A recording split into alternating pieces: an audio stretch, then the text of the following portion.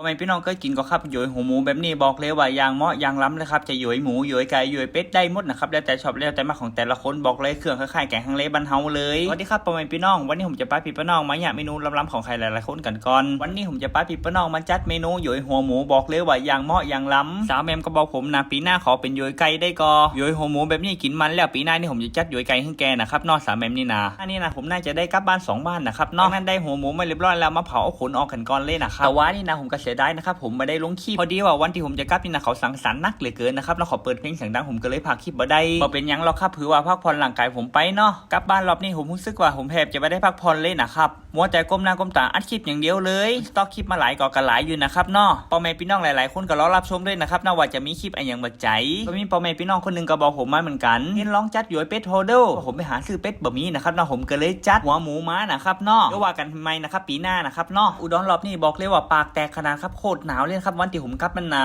พออยู่ชลบุรีนี่นะบอกเลยว่ายางห้อนเลยไปถึงอุดรนะครับบอกเลยว่าปากผมแตกเลยนะครับเนาะข้างแข้งข้างขาเลยครับแตกวู้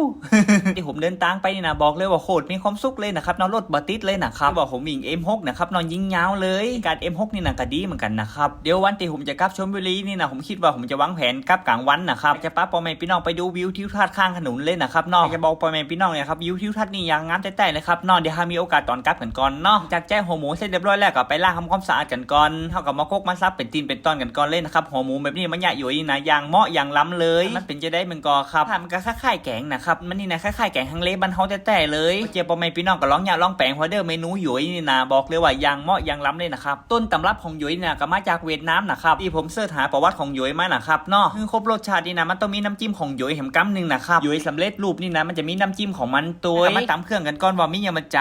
มีข่าจะไข่หอมขาวหอมแดงพริกนี่นะผมจะใส่2แบบนะครับเป็นพริกสดและพริกแห้งตามด้วยพริกไทยจากนั้นจะโคเครื่องให้มันพอยาป้อนนะครับเนาะจากทุกสิ่งทุกอย่างมันเริ่มแล้วเรียบร้อยจะใส่กะปิลงไปครับกะปิตามมะนาวเนาะใส่กะปิลงไปเรียบร้อยแล้วก็ตามให้มันเข้ากันกับประมาณนี้ครับน้ำพริกหยวก็มีแค่นี้เด้อหลังจากนั้นจะเอากระทะชาโคของเขาลงไปตั้งกันก่อนด้วยจิ้นหมูที่เขาซับตะกี้ทอกลงไปเลยผงหยวใส่ลงไปใส่อบเชยลงไปอย่างน้อยนึงผงกะหรี่นะครับนี่ก็คือเครื่องพะโล้เครื่องหยวนะครับเนาะเทลงไปเลยน้ำกระเทียมดองลงไป1 ซองนะครับเนี่ยตามใจชอบของแต่ละคนเลยทุกสิ่งทุกอย่างเทลงไปเรียบร้อยแล้วก็คนให้มันเข้ากันอย่างน้อยนึงอันนี้นะครับหยวบะหยาครับลองอย่าลองแปลงพอเดอร์หยวไก่หยวเป็ดได้หมดครับแล้วแต่ชอบแล้วแต่มาของแต่ละคนเลยนั่นก็มาปรุงรสชาติกันก่อนว่ามีอย่างมาใจอย่างแรกที่ใส่ลงไปเนี่ยก็เป็นซีอิ๊วขาวตามด้วยน้ำปลารสดีชูรสเพิ่มคมนัวทุกสิ่งทุกอย่างลงไปเรียบร้อยแล้วก็คนใส่คนหัวให้มันเข้ากันอย่างน้อยนึงตุนไปประมาณสัก 2-3 ชั่วโมงนะครับเนาะก็ได้ตีได้ตังแล้วนะครับเนาะกับประมาณนี้ครับหยวหมูนี่นะบอกเลยว่าอย่างเด็ดอย่างเหมาะอย่างหอมสลัดมีใบชะพูมากับแบบนี้บอกเลยว่าอย่างเหมาะแต่ขาดน้ำจิ้มไปอย่างนึงนะครับเนาะบ่เป็นอย่างล้ำเหมือนเดิมราดหน้านี่นะผมจะแยกน้ำจิ้มตัวนะครับเนาะผมจะลองไปหาทางออนไลน์กับครับนะเครื่องหยวนี่นะ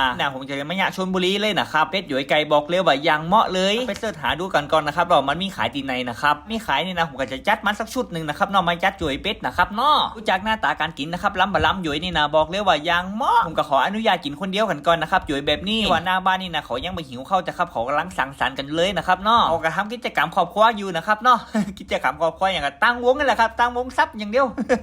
ที่ว่าปีนี้นะเขาแข่งกันนับเลขนะครับเนาะผมก็เลยไปถ่ายทำมาได้นะครับเนาะเดี๋ยวก็จะวงแตกแค่เหมาะ